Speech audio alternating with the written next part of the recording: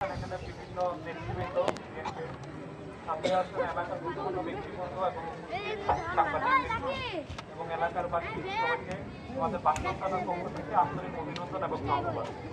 আজকের এই সুন্দর আয়োজনের জন্য আমরা কৃতজ্ঞ আপনাদের কাছে।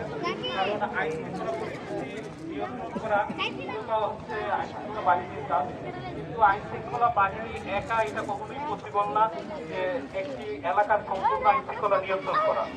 এজন্য মুক্ত এলাকার গণমাতা ব্যক্তি থেকে শুরু করে সকলের সহযোগিতায় মুক্ত এলাকাটা আইন শৃঙ্খলা মুক্ত করা সম্ভব।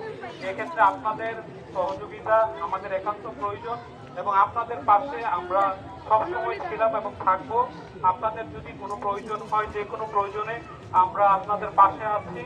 মাদক মুক্ত, সন্ত্রাস মুক্ত এবং কিশোর গ্যাং থেকে শুরু করে চাঁদাবাজি, এগুলো কিন্তু একটার সাথে আরেকটা কোরিলেটেড, মানে একটার সাথে আরেকটা সম্পৃক্ত।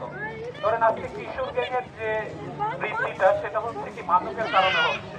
তাহলে একটার সাথে যেহেতু আরেকটা সম্পর্ক যুক্ত, তো আমাদেরকে তথ্য দিন, আপনারাও সহযোগিতা করুন। আমরাও আশাবাদ ব্যক্ত করি যে বাসন থানা আপনাদের থানা, আমরা হচ্ছে এখানে জাস্ট অতিথি, কিছুদিনের জন্য এসেছি। আমরা আপনাদেরকে সেবা দেওয়ার জন্য এসেছি। আমরা সেবা দান করবো যতটুকু সম্ভব।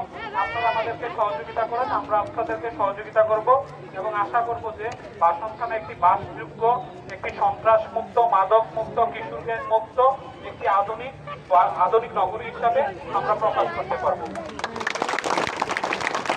আপনাদের সকলের সহযোগিতা একান্ত প্রয়োজন। আশা করি ভবিষ্যতে আমরা একে অপরের সাথে কাঁধে কাঁধ মিলিয়ে কাজ করব এবং বাসন থানাকে একটি আধুনিক থানা হিসেবে রূপান্তরিত করব। ধন্যবাদ সকলকে। ধন্যবাদ।